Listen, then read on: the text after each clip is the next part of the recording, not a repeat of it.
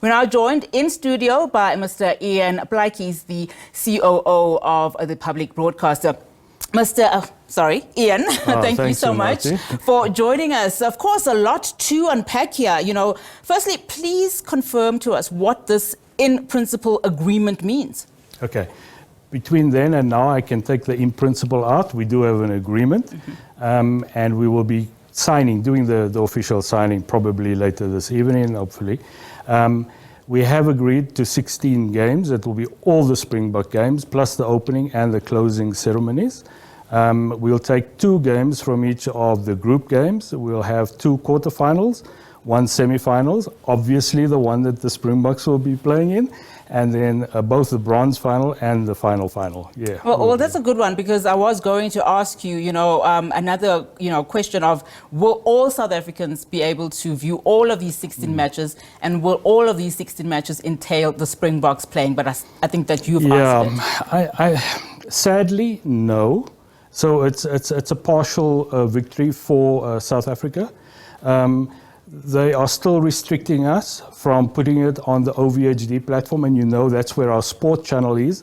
So they are restricting us from broadcasting these games on our very own sport channel, and we've paid quite a premium price for this.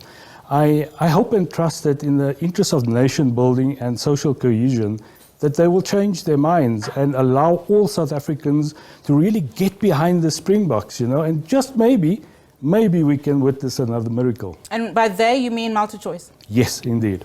A lot of questions have been raised and a lot of criticism on both MultiChoice and the SABC. And now my question to you is, when exactly did these negotiations begin? And how seriously did you take it at the time, given the fact that we are here now, where a lot of South Africans were anxious in terms of, will we be able to view this match? Yeah.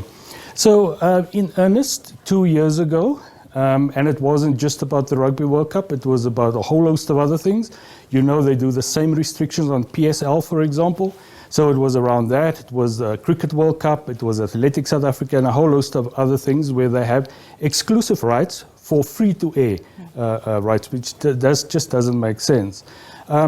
So the negotiations broke down, basically, and then it left us with no other option. 14 months ago, we actually went to Competitions Commission and we escalated the matter to ICASA to say that regulations cannot allow a paid TV service to buy free-to-air rights with the sole purpose of not passing that on, but actually blocking the SABC, the public broadcaster, from showing these games. So it's not just Rugby World Cup.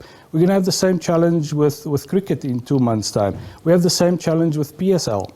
So what is the answer? Because those are exactly those questions. Why is MultiChoice given the sole rights? Yeah. Well, it's the regulations. In South Africa, the regulations allow them to, which is just absolutely crazy. They can buy up radio rights for sport and not have a radio station. I mean, that's just absurd to do that. So we're very, very pleased that we could reach this agreement. Most South Africans will be watching it. But I think in the interest of everyone, I hope that they will just lift that restriction and enable all South Africans to be able to watch the Springbok and really get behind the Bokke. Minister Zizi says a more permanent solution should be reached, particularly because we are talking about various sports here that are very critical and they play a very critical role to nation building. How involved was he during these negotiations, pertaining especially to this agreement? So the negotiations was obviously between MultiChoice and ourselves. Because it's not a political thing, politicians obviously wouldn't be able to get involved with the negotiations. But if you look at the minister's support, unwavering support, that sport must be available to everyone in South Africa. We really thank him for that support. Just in terms of the permanent solution that he is speaking of, and as you've just also alluded to, that we will be back here again when you start negotiating in as far as cricket is concerned. How would that look like? So it's with, right now it's with the Competitions Commission. They have delayed the matter to next year, so it's out of our control. And obviously, ICASA can also intervene in this matter in terms of the regulations. So it's between those two bodies.